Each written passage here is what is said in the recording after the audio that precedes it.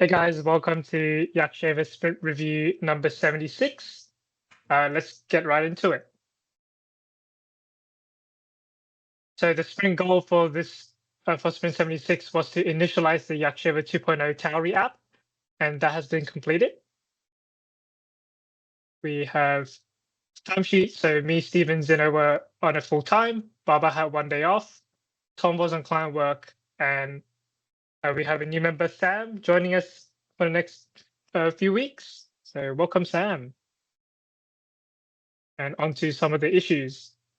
So the first one is a bug, remove the closed status from MyShaves table. So Baba, do you want to give us some context for this one?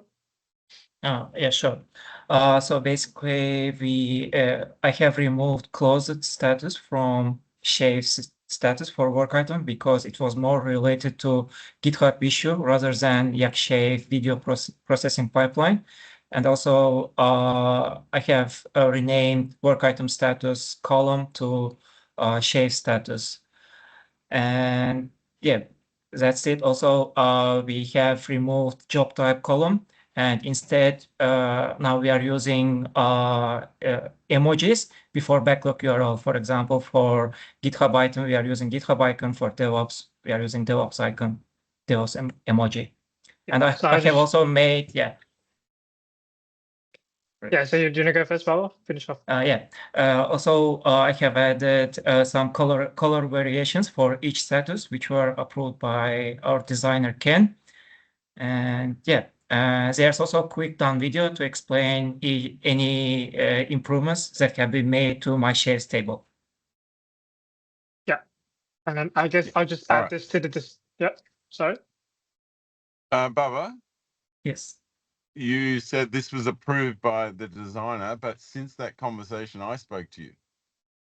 No, it was approved before I spoke to you, but I included that section in the middle of comments and it wasn't visible, so I moved that approval section to the top of my comment, so it's more visible. But Baba, if somebody says you can do something and then somebody later on says you can't do something, the conversation that happened later overrides the beginning conversation.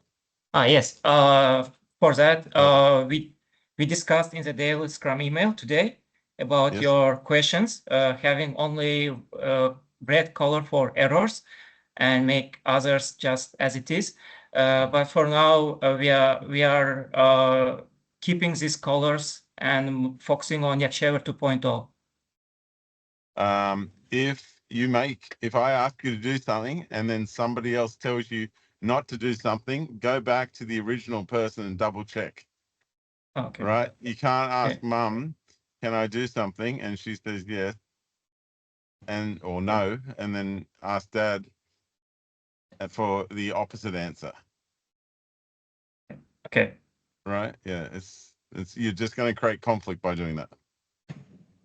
So yeah, I think Baba, what all you need to do is go back to Ken, who approved the colors, and say, well, Adam said, it shouldn't have colors if it worked. You said it should.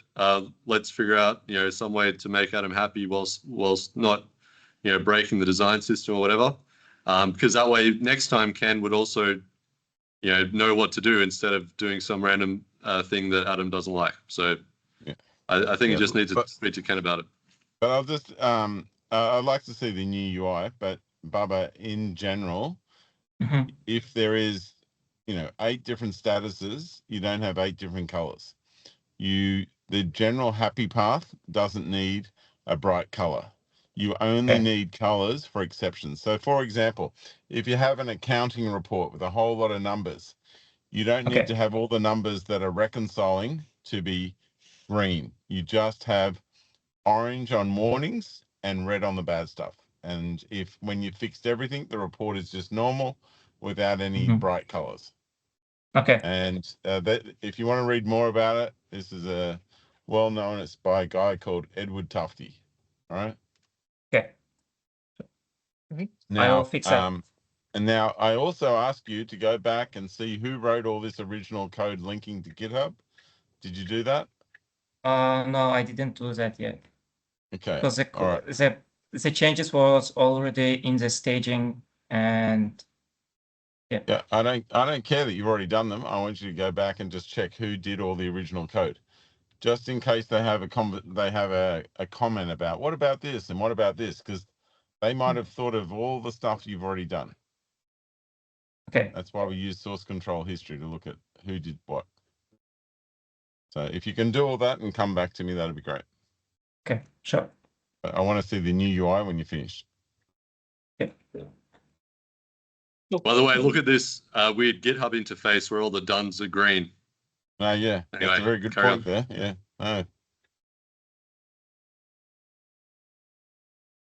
Let's continue. And look at There's these no other duns. questions? If you ask me, these duns look cleaner. Maybe we need GitHub to change how it looks then. Anyway, carry on. Next thing, AI prompts add prefix to work item titles.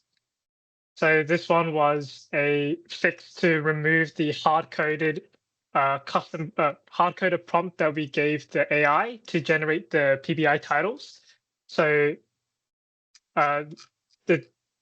what I did was I removed the hard-coded bug or feature prefix that we include in the title and create a custom prompt for this. And if it was successful and it gets approved, then we make those changes. So what I did was I created a prompt that I tried to minimize the number of words, but also make it more flexible than what it was. And that seemed to be really good. So there's some examples. So we have the old one and we have the new one, which added some prefixes for those where the prefixes are relevant to the topic. If it's not, then, or if it's not required, then we don't include a topic like this, for example.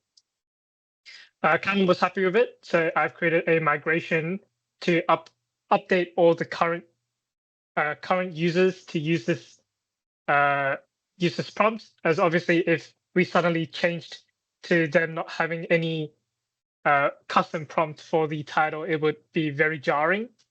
But as per our conversation during the planning, we wanted to include it for all users as a default, and let's include some documentation. So we've added it to the next sprint, so to make this the default prompt for all users. Any comments on this, Adam? Oh, it looks good. Okay. Cool. Next up, we have the YakShaver portal. Some changes for it, some UI changes. Tom, do you want to go through those?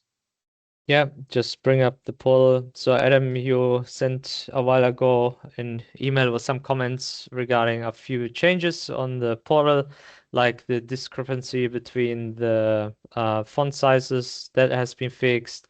The logo has been now aligned with the word YakShaver. We removed the overview label, which was not really needed. It just added like a little bit unnecessary wording in the menu. And then we combined the updated and created columns. So when you hover over it, you can see when it was exactly created and updated. And we also added a play button. So how did you combine them? Can I see that? Yeah. So this is the portal. So last updated, and when you hover over it, you can see the actual timestamp. Okay. That makes sense. Yeah. Yeah, and we added, instead of the video name, actually a video preview button. So if Lewis clicks on the play button, now we can see without jumping through hoops and going actually to the backlog item, the video from the portal.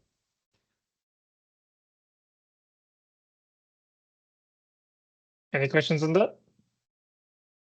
Or comments? No? Looks good. Okay, nice. I'll move on to the next one. So this one was covering both of these.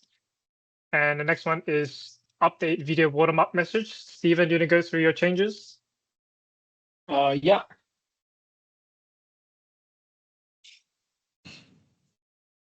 Yeah, so basically this is a request by Adam because when a user is doing multiple YakShaver at the same time, we send off multiple of these video acknowledgement cards, but we don't have any indicator in the PBI say which one is matching which video card, so user can get confused.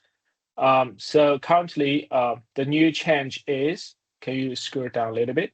Yep. Yeah, so initially user will see the first line, video 8 seconds received, shaving Yak now.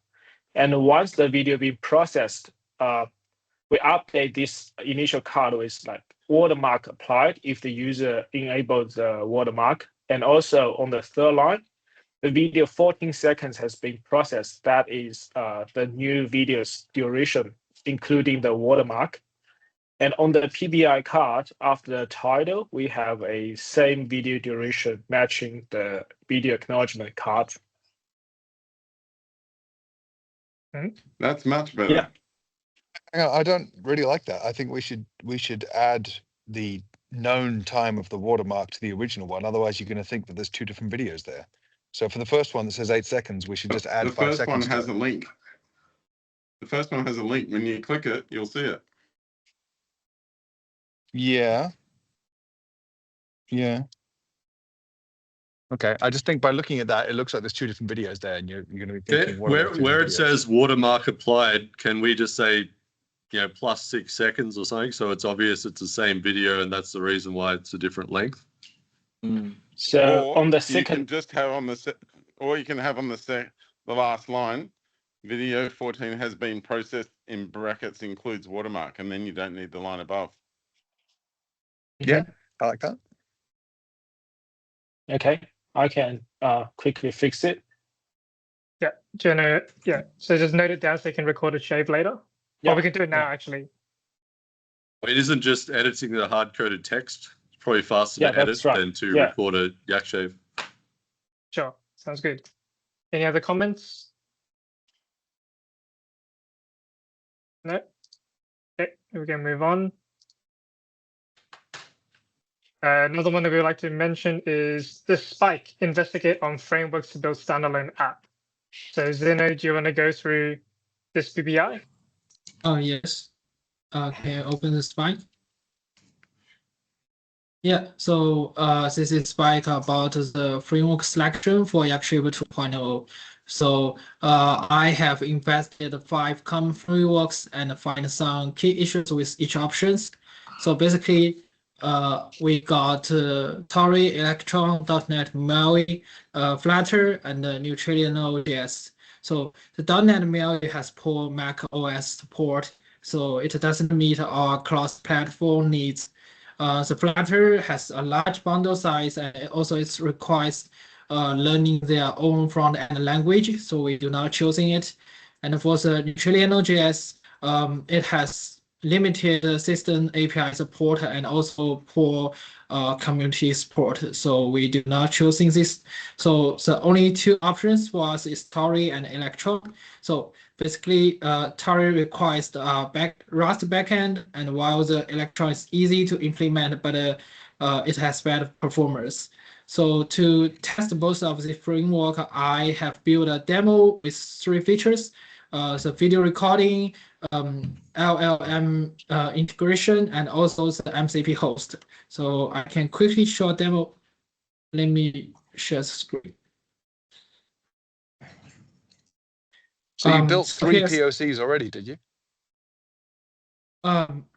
Yes, but it's not the actual functions we want to apply to. It's just a improvement that we can do it with Rust and also the Electron. Yeah.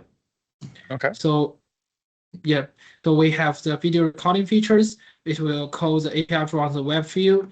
And we also have the MCP host things. So for here, we support 2 types of ways to launch an MCP service, the local service and also the remote service. So, and you can see that we can get all the running MCP tools here. So here's the example.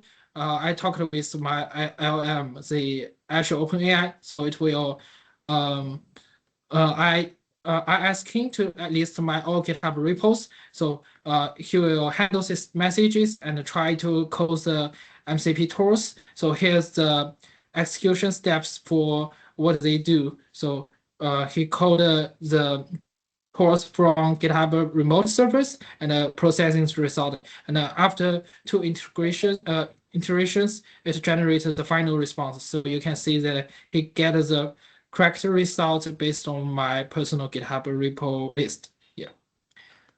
So I also did some performance testing for these two frameworks.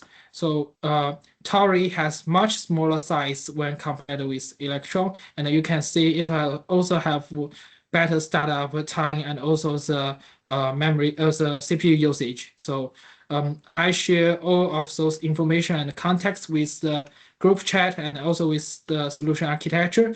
Then we make a vote. So here's the voting result.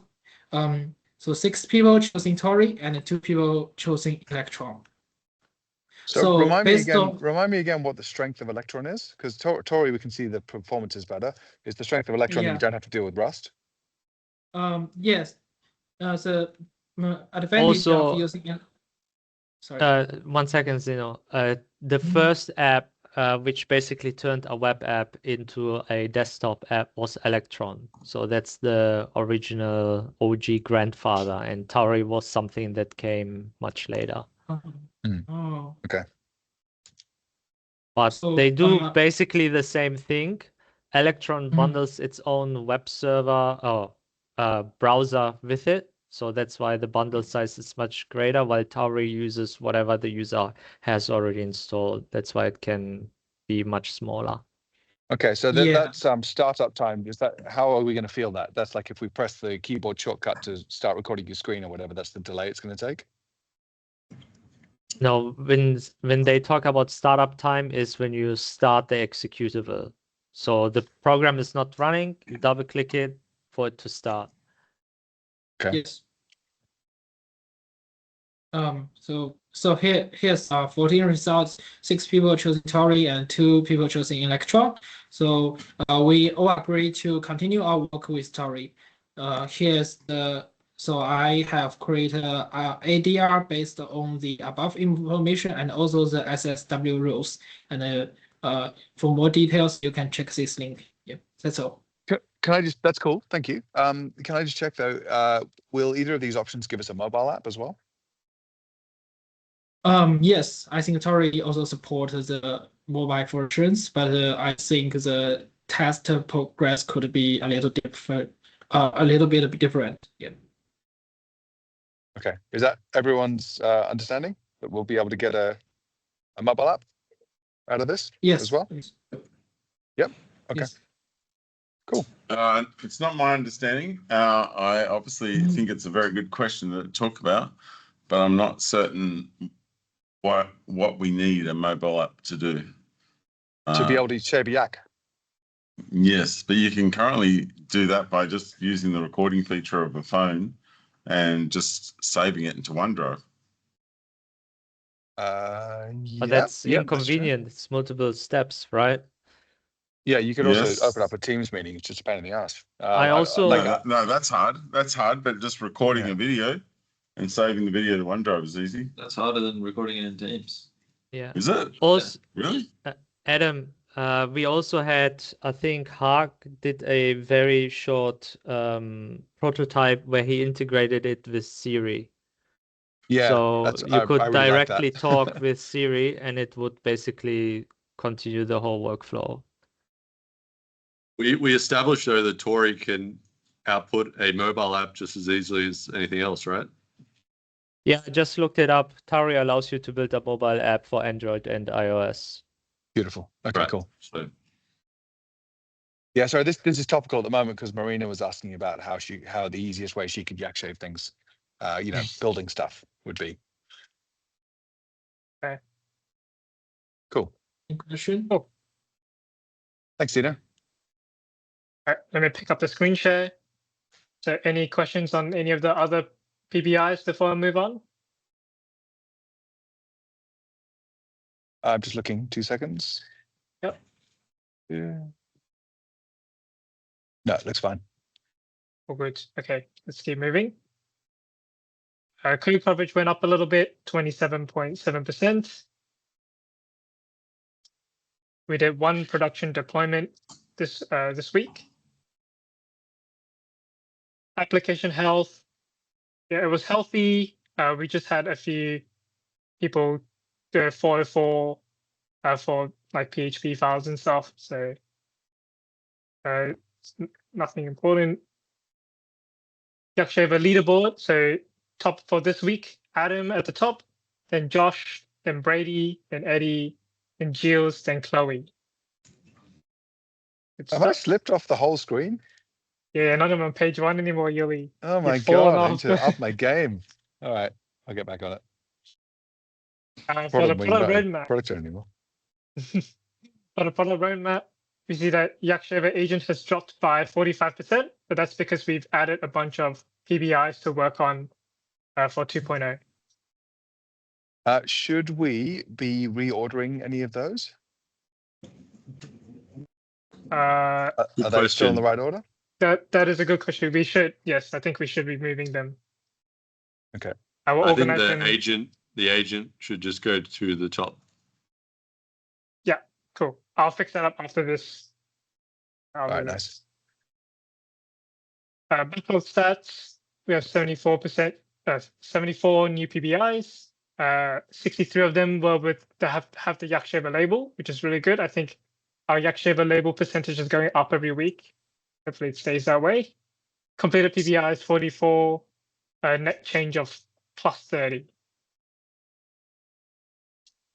R&D, so if Zeno and Sam. Sorry, just one thing. Yes. I think this week, last week. Oh, sorry. Okay, it's saying for the last 30 days from today, as opposed to the last 30 days from last week. Yes. Right. So this week is confusing because it's actually not this week; it's this month. Do you want to change this where it says this week? Do you want to say from today? And from today? Yeah, I think so. Yeah. Right, rather than from today, as at today. Sure. As of today. Oops. Yep. Did the other column say as of last week then? Yeah, ideally.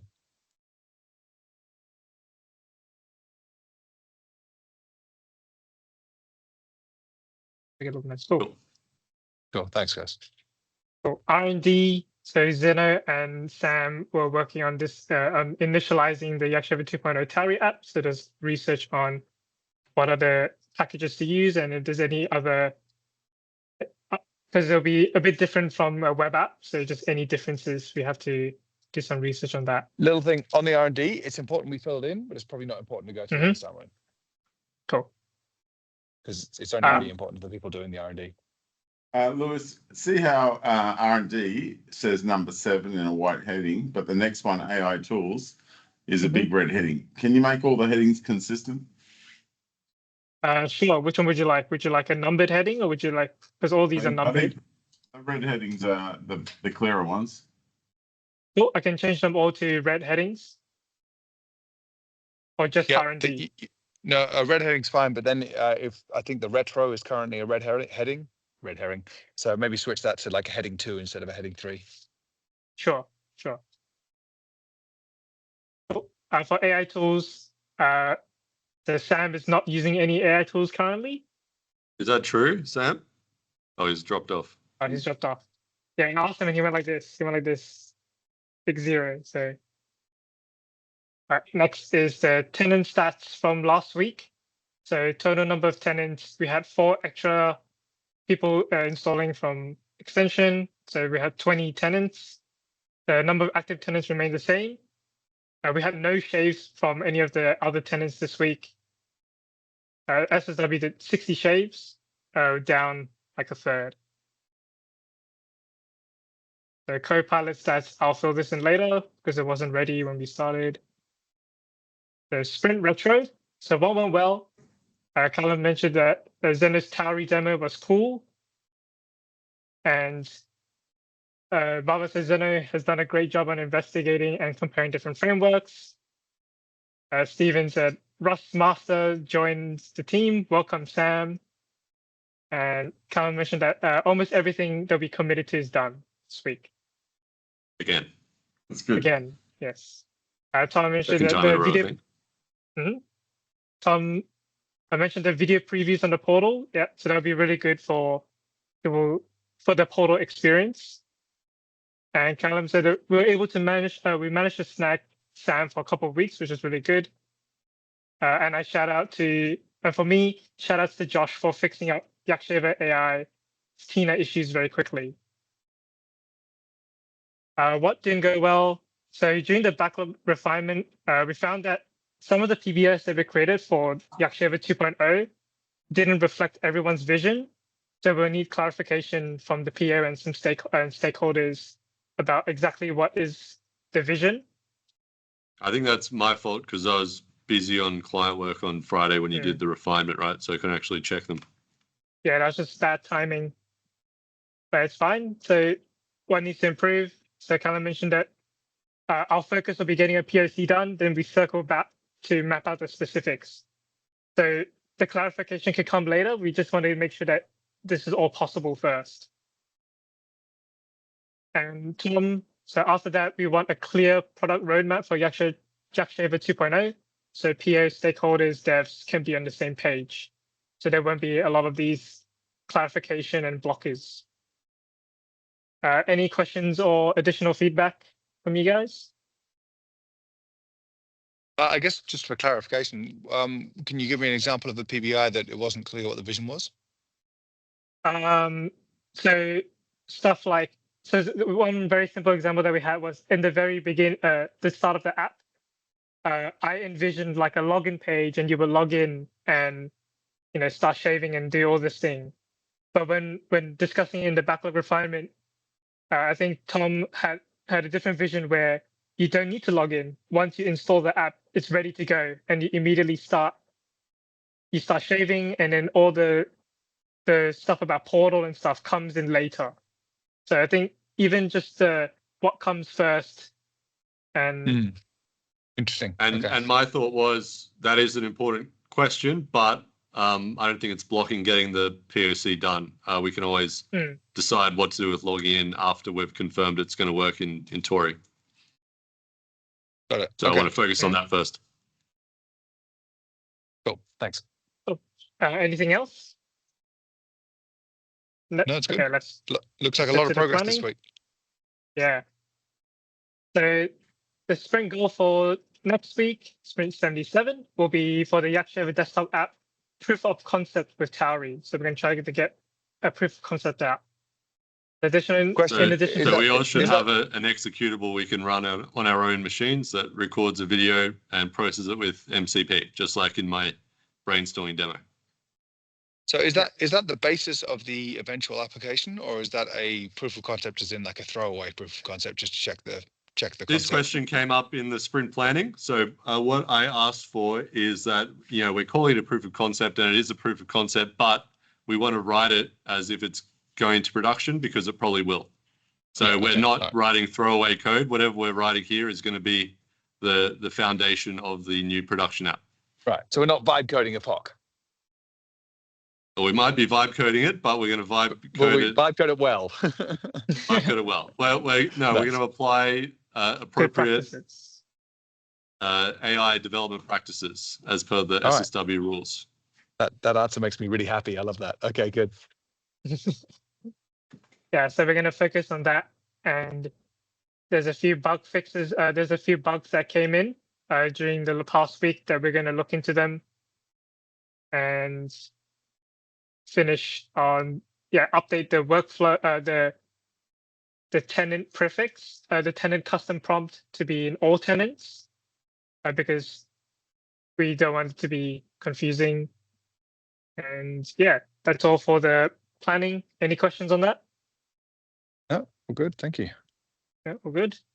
Can I just check? What are we doing with the wait list? Are we making any calls to any of the users and checking how they're going? Yeah, so we've sent out an email to everyone on the wait list. I'll talk to Louis